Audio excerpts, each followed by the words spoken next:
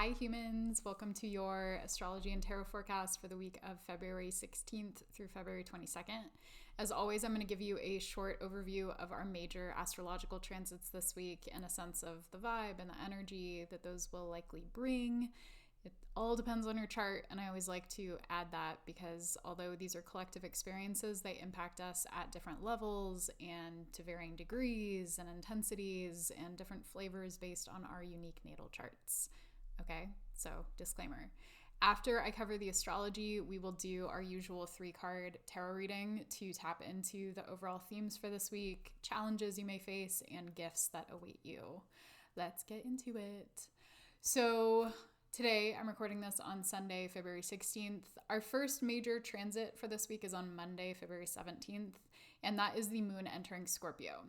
So when the moon enters Scorpio, it shifts our emotional energy, and sometimes it can shift the way that we relate to our own feelings, what we need, what we desire, what we feel like we need in order to feel safe and cozy and cared for and connected.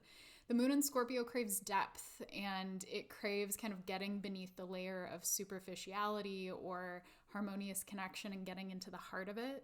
And so that might feel like an impulse that you're playing around with this week is maybe kind of getting down into the undercurrents of an emotion and maybe exploring something a little bit more differently, opening up to someone, getting into the raw stuff, getting into the material, the subterranean stuff that really kind of drives you. This isn't like a big transit. You know, the moon enters Scorpio every month and spends roughly 2.5 days there. And so you won't necessarily notice this at a high peak level. It's just sort of the undercurrent that we're playing with. On Tuesday, February 18th, happy Pisces season. The sun enters Pisces, which kicks off a month-long zodiac season. And so the sun entering Pisces is a shift from fixed air Aquarius into mutable water Pisces. We've been rocking with Pisces energy for a bit now. We've had Neptune in Pisces for many years. We've had the North Node, which is newly entered Pisces, and just recently Venus shifted from Pisces into Aries, and so we're fresh off of a lot of Piscean energy. And we are also building up to Venus retrograde. Venus will station retrograde not this week, but on March 1st and eventually make its way back into Pisces. And so I mention all this other Piscean stuff because the sun, when it enters Pisces, is passing over degrees that other planets have either already traveled through or will travel through. And that feels important this Pisces season. I'd pay attention to where Pisces is in your natal chart because that part of your life and that part of your chart is getting activation. When the sun passes through, it quite literally illuminates that part of your chart. So those themes that come up throughout Pisces season are likely to resurface more, especially when Venus returns to Pisces, when it retrogrades back in. So just kind of pay attention. What's going on in your Pisces house? What's going on with any Pisces planets that you have or Pisces angles that you have? That stuff could be an area of growth and change for sure, especially building up to this retrograde. On Thursday, February 20th, the moon enters Sagittarius. Later that day, we experience our last quarter moon in Sag. And then later that afternoon, my time, mountain time, Mercury forms a square to Jupiter. So let's start with the moon entering Sag. We shift from the moon in Scorpio. Again, that was sort of like getting into the deep emotional territory, into Sagittarius, which can be more freewheeling, more playful, more energetic. Mutable fire, there's a desire for maybe more philosophizing and connecting in ways that feel exciting and illuminating and charged. So that could be an emotional shift that you notice, especially Thursday and onward, is this shift into more playfulness and energy and maybe a taste for adventure, spontaneity. That's emphasized with the last quarter moon in Sag, which kind of brings this tension and conflict between the sun, which in this case will be in Pisces, and the moon in Sag. So they're forming a 90-degree angle, which is what creates a last quarter moon. And so the last quarter moon, we are waning from a full moon. We just had our full moon in Leo last week. We're decreasing, the energy is decreasing, and with that decrease comes a call for change or shift or adaptation.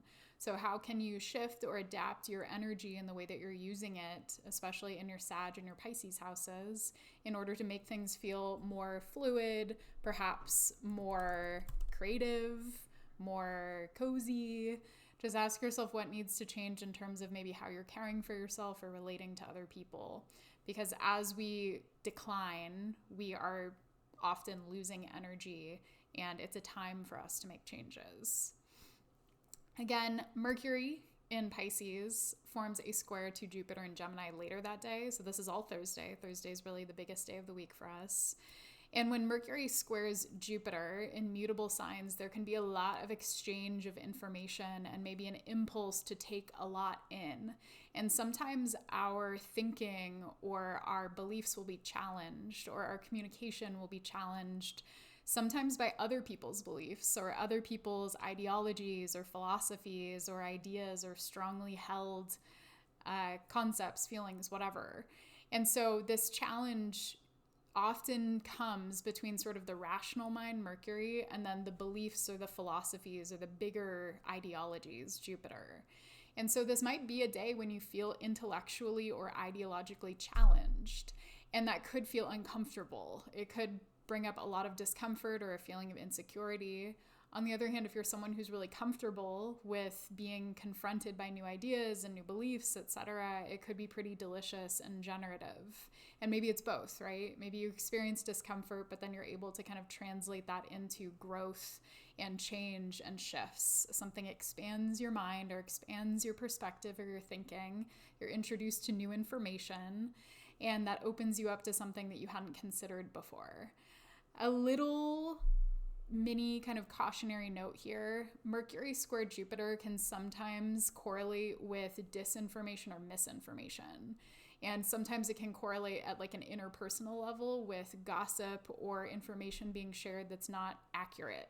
So I would check your impulse to share things. It could be kind of like a foot and mouth experience, especially with these two players, with Pisces and Gemini. It could definitely be a foot and mouth experience. Maybe someone doesn't have the facts right, or something's just being communicated that's not grounded in truth. So check yourself and just be more discerning with the information that you're taking in around Thursday and surrounding days too. Finally, on Saturday, the moon enters Capricorn. And this takes us from Sag, right, more adventurous, spontaneous, fiery Sag, into Earth, cardinal Earth, Capricorn, which is practically minded, pragmatic, attuned to the material. And Cap is a sign that often exhibits more patience. Saturn ruled. It's a sign that plods along and that can be quite resilient. And you might need to lean on a little bit of emotional resilience at the end of the week on Saturday when the moon enters Cap. It could shift to kind of focusing on, what do I need to get done? How can I prepare? What comes next? And I would pay attention to the Capricorn house or houses in your chart in order to understand the themes that will get highlighted there. Okay, so generally a pretty light week of astrology, all things considered. It's definitely sort of a come down week, it feels like, especially with the moon waning and us preparing for next week's new moon in Pisces and Venus retrograde. There's sort of like a pause energy to this week, like we're building towards something and maybe experiencing mostly emotional shifts or mostly internal shifts and kind of just rocking with the waves that come. Getting into the tarot. So this week, our anchor card, speaking of misinformation or disinformation or mixed facts, is the Seven of Swords. In this deck, this is the Next World Tarot by Christy Rode, I'm sorry. The Seven of Swords is connected to Aquarius moon, and the keyword that they use in this deck is escape. And this is interesting because with the Sun in Pisces and Mercury in Pisces, and then Mercury in Pisces challenged by that Jupiter square, it does feel like there's a part of us that may be desiring escape, maybe moving into kind of avoidance or not necessarily looking at something head on. That could be a very real possibility with this current astro weather. But in general, the Seven of Swords can sometimes represent deceit, self-deceit, self-sabotage, and sometimes, again, that's not outright or malicious. It's just more baked into that sort of avoidant response. So instead of looking at something or communicating something directly and clearly, we have the impulse to go into hiding. We have the impulse to back away, to conceal, to escape. So that could be an energy that you're experiencing firsthand. It could be something that someone else is introducing to your life. Maybe someone else is being avoidant or being sort of concealed or withdrawn or unavailable. But this could be all of the above. And it could be situations that we face throughout the week as people being a bit more withdrawn. So I'd keep that in mind. People might be in their feels this week and sort of just like experiencing this interesting liminal space. Our challenge this week is the 8 of Swords reversed. So this keyword is restriction, and this is a Jupiter and Gemini card. We notably have Jupiter currently in Gemini, and again, Thursday is a big Jupiter day with that Mercury square.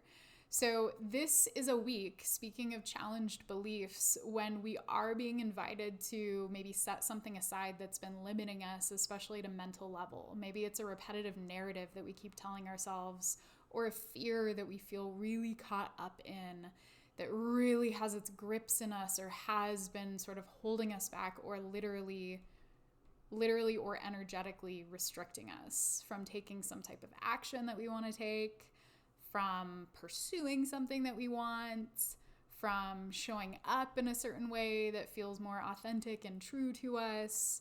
Like, is there a story or a narrative or belief that you feel is really holding you back from doing something or being something that you want to do or be?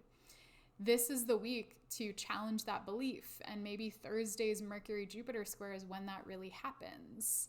It could be a conversation, it could be a piece of information that you receive that like really kind of checks you and changes your perspective in a positive way that helps you to really unearth this old thing that's not valid or true and decide that it's time to set it aside and move forward with a new story, with a new perspective. So a worthy challenge, and one that feels quite generative for us this week. Finally, our gift this week, very interestingly, is the 2 of Cups reversed. I say interestingly because last week's gift was the 2 of Cups upright. So what's happening? What's going on in our relationships this week that feels like a shift from last week? What was going on the week of Valentine's Day with 2 of Cups upright, indicating some type of connection or harmonious relationship, or even just like sweet moments of care and reciprocity and connection that is feeling tenuous? But this is coming up as a gift. So even though the 2 of Cups is reversed, and this keyword here is literally connection, and this is a Venus and Cancer card, which can be a placement that is very attuned to reciprocal care and emotional safety. But when the 2 of Cups shows up reversed as a gift, it's telling me that there's something that needs to be repaired, or something that needs to be mended or healed. Now, for some of us, this could be a little bit more literal, and it could represent that a breakup or a disconnection is showing up as a gift for us. Like, the breakdown is the blessing. The breakdown of a relationship, the breakdown of a connection is somehow a gift to us because it possibly frees us from an inauthentic or unsupportive connection that's been holding us and kind of containing us and maybe restricting us. Speaking of the 8 of Swords reversed. So that is a possibility for some of us. For others of us, though, this represents a moment where you're maybe honest about a fissure in an emotional connection. Maybe it's stepping toward one another after conflict, or repairing a burnt bridge, or doing something that feels like it leads you toward greater harmony and connection. So it's going to vary considerably, again, and you will have to be the judge of what the gift is for you in the 2 of Cups reversed. But if this is showing up at a personal level more than a relational level, it could also be that you are healing something within yourself, or addressing, exploring, inspecting something within yourself that's preventing you from being open to genuine love. No big deal. So if you yourself, Seven of Swords, have felt withdrawn and avoidant and fearful, if you have all of these beliefs about love and connection that have held you back from genuine reciprocal love, this might be a week where you really look at that head on, where you ask yourself why you're turning away from connection or why you've historically turned away from connection. And maybe this is the week where you make a different choice. Thank you all. If you enjoyed this, please do like, comment, subscribe, share.